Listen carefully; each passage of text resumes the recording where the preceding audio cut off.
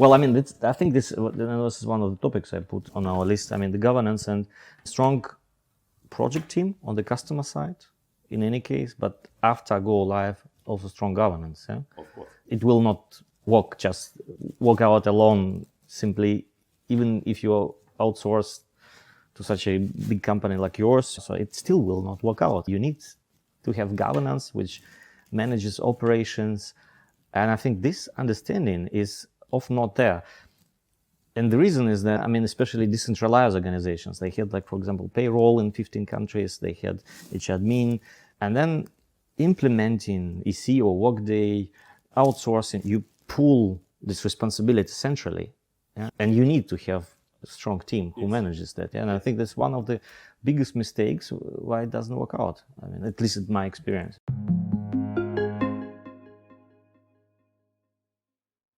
If you don't set up appropriate governance on your side, if you don't set up operations appropriately, it doesn't work out. And you know some examples, people roll back the things in the old model.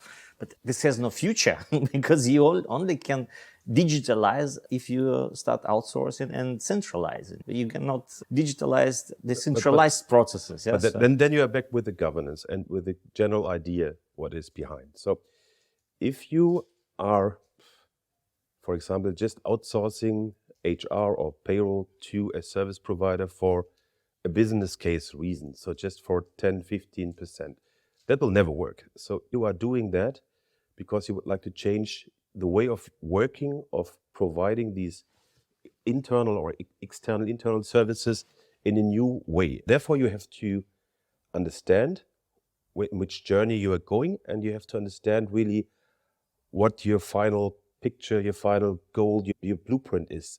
And if you have not understand it internally as a customer and have no clear pictures, these things will fail. So you need really to have a complete change of working change. And if the customer doesn't understand and they don't have the backing also to do so, these engagement fail. So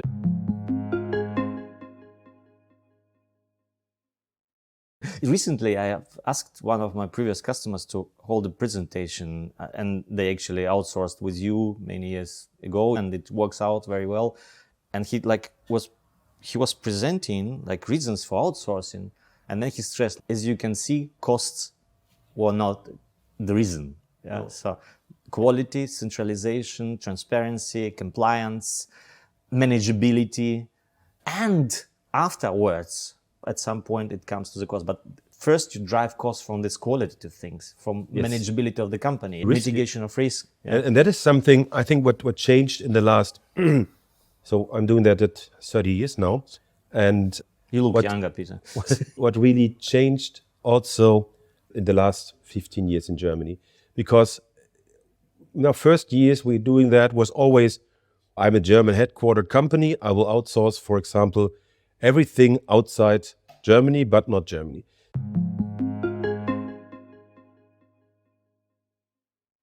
So what the companies now seeing and they're confronted with is really also that they have not, the pool of people is not there anymore. So there is no one waking up in the morning and thinking, oh, I would like to be a payroll clerk. No one is waking up with this dream. Why should you? Yeah. And this is something what the customers are facing now, that it's very difficult to get new resources on board, to get these stable delivered. And that's a reason why companies like ours they're the reason for being there, because we're taking care.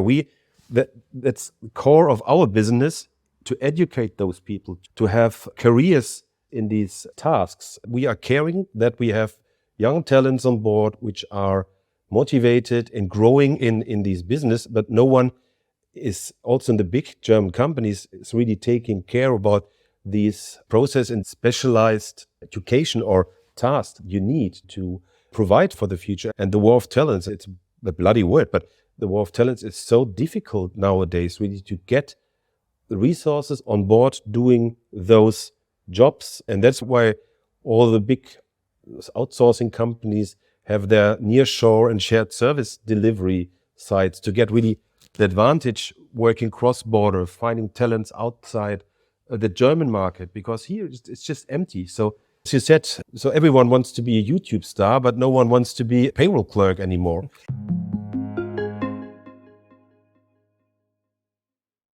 What kind of war of talents we're talking of if the world is open now and we really can work remote? It's a matter how you organize your work. Everyone can check what is the unemployment rate or how long people look for job if they were fired. It's just a matter how quickly you integrate people into your company, how flexible you as employer can be, if you allow to work women part-time, if you allow people to work remote, things like that. This is the way to solve war for talent. War for talent exists only in case, I believe, if you're not flexible as an employer.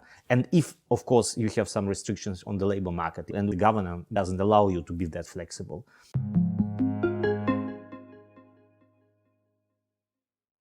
Even the provider, the big one like you, so it's not a matter of taking over this manual work from the customer. Organize in your shared service center 100 people who do the same. It's not the goal, yeah. So it makes no sense, yeah. Simply moving it geographically, having labor arbitrage, this is not the goal. The goal is to take it over, to make reasonable process out of it, digitalize, yeah, and actually reduce it not just for you, but also for the customer. And outsourcing also helps to open the world for that, because we have offshoring, we have nearshoring, we can involve resources from other countries. And it's not like you are losing places, working places here. It simply means that you distribute the workload fairly.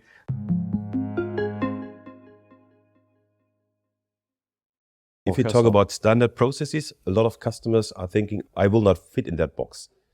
And that is the biggest, I think, fear of the customers if we as an outsourcing company or service company are coming in with standards. The standard is nothing bad. It triggers a lot of bad emotions for customers. But at the end, a standard can be adapted where needed, but you have to really check before if that standard will not fit for the customer. Therefore, you are trying to individualize the process and some other points. So it's not that you have at the end of the process at the provider side a lot of different processes. So we are trying to really get as much and in the standards as possible, and really making the freedom for the processes where the freedom is really needed. So at the beginning of the process, in the comp and ben department, in your recruiting department, it's not us as a service provider really having 100 million different processes to how we do a hiring. So hiring is a hiring, and that is something what you have to really change with a strong governance in these engagement, going into a service provider engagement. And that is the big trick, what a lot of customers don't understand, that this is a lot of work also on customer side. Huh?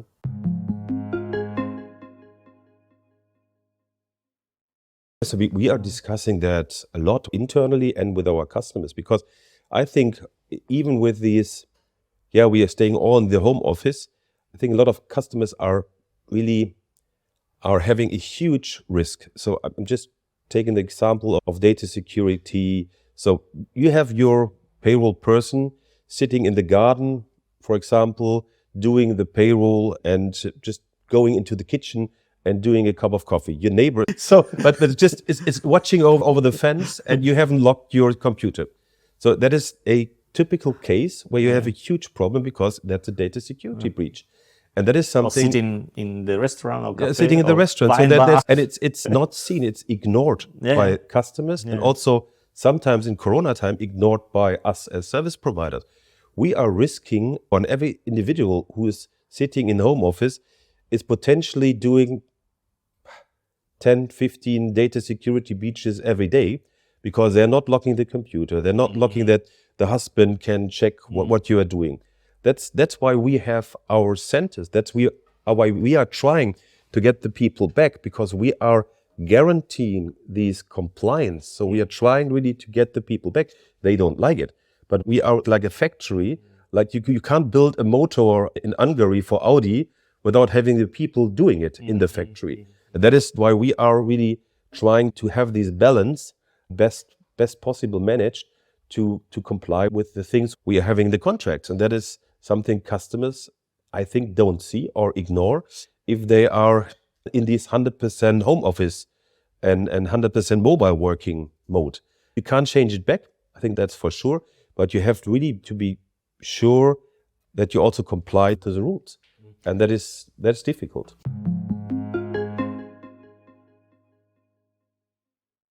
What we see at the moment that these complete global things are not what the customers are asking for. So they're going really into a more risk mitigation strategy. So they are not taking the complete responsibility in the hands of potentially one provider. A lot of customers are doing nowadays a more regional approach or So, having like nearshoring, yeah. So also that. And everyone who's in discussions at the moment is really keen on knowing if we are able to really serve also locally. Yes, we have our shared service center, but we are in every country, we have local people working locally. So even if there's something really very bad happen, we can make halfway sure that we are still able to deliver what we have contracted with the customers. And that is something where we are coming back a bit from the globalization to a more regional, also a balanced approach, because everyone has seen that is a huge threat for the industries. And same thing, if your material is not coming from China to produce a car and you wait for 2 years for a car, that's an issue. And that's why we also think that we are really putting more in the cart of being able to deliver even if our delivery chain is breaking, so that we are still able to really deliver our services.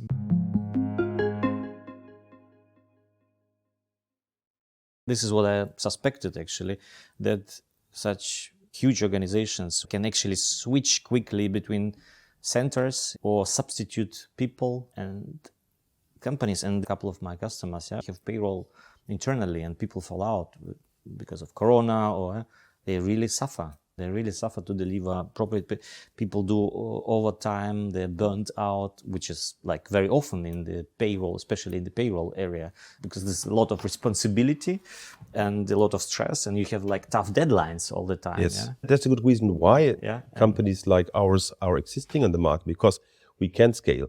If you are a 1,000, 2,000 employee company, you normally have, for example, 1.5, 2 FTEs if you're good at doing the payroll. But as you said, if this person is falling ill, they have Corona, and it's short before cutoff date, you are, sorry for my French, so what can you do then? So you can't scale, you can't find anyone at the reception who can do the payroll. So you need someone who is doing that, who can scale and can bring in, sometimes not perfect, but bring in people out of a broader employee base that can help and that can stabilize. And that is also one of the reasons why the companies are really giving these services to experts like ours.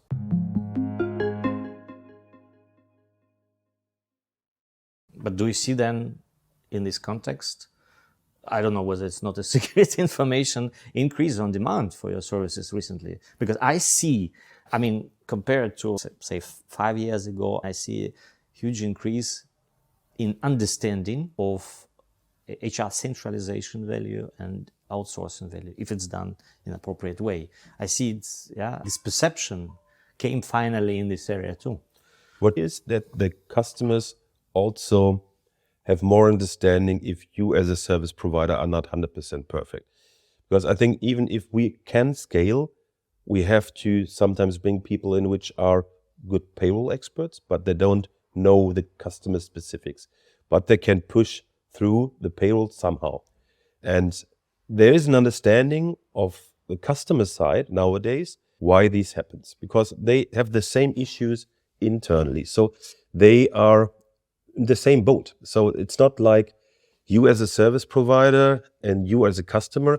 It's more or less that there's really a conjunction between both. So it's not, we are partners. So it's not really that you are buying that services, you're buying a partnership.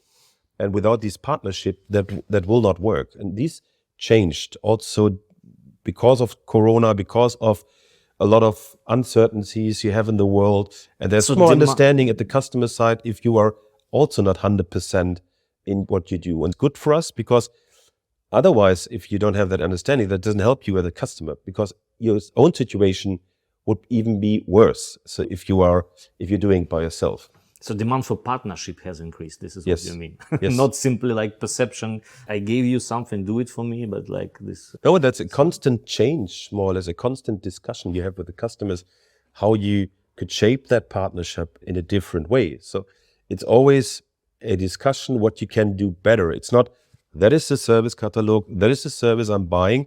It's every month you are finding something else, something different, what you could do better together.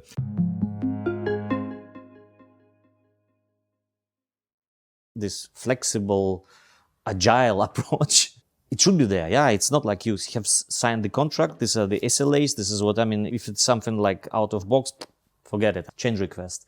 Yeah, so this is not, I don't think everyone does that. I think this is more like your specific approach, be more agile. Or do you think it's like everyone notices that? No, the market is very small. So there are a few companies which have the luck to have a consultancy arm and a service arm.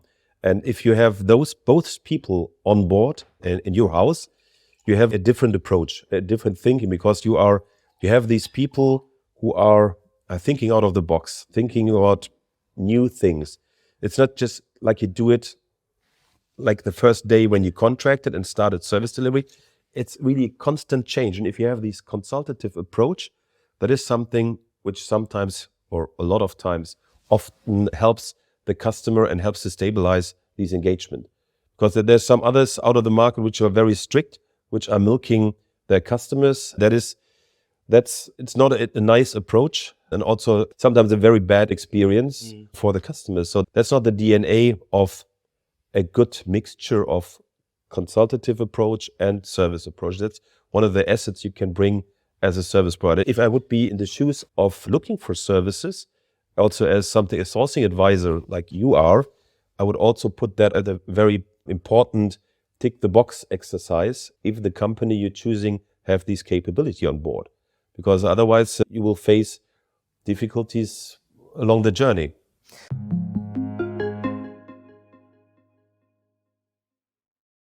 And that brings me back to your question earlier today. What is my experience with not functioning the projects? And this is one of the things that provider or implementation partner, depending, whether it's just system implementation or also outsourcing, if they just come and say, question, tell me what to do.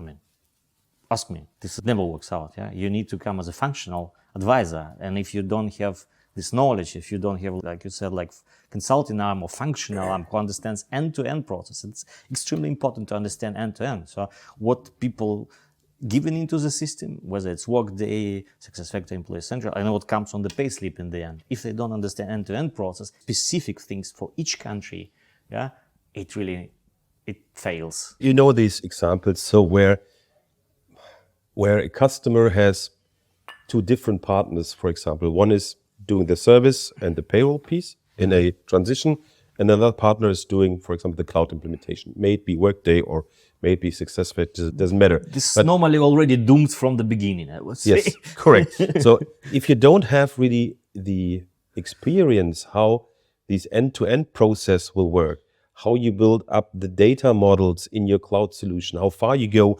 with localization, because it's highly dependent on the way the service provider will work.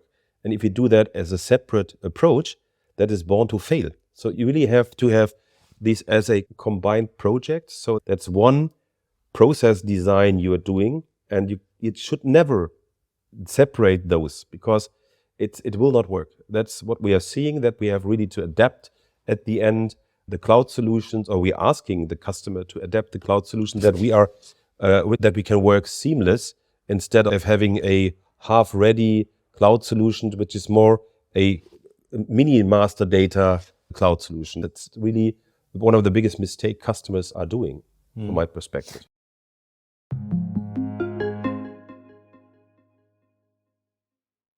We're talking about outsourcing all the time, and actually both of us mean mostly HR admin and payroll. Yeah, I think we need to be specific, because we're not talking about outsourcing, recruiting process, learning process. These are talent processes which we are not touching. And whether it makes sense to outsource these parts of HR team, I mean, it's a different story. We're talking mostly about HR admin, about payroll, yeah, and I think this is the focus.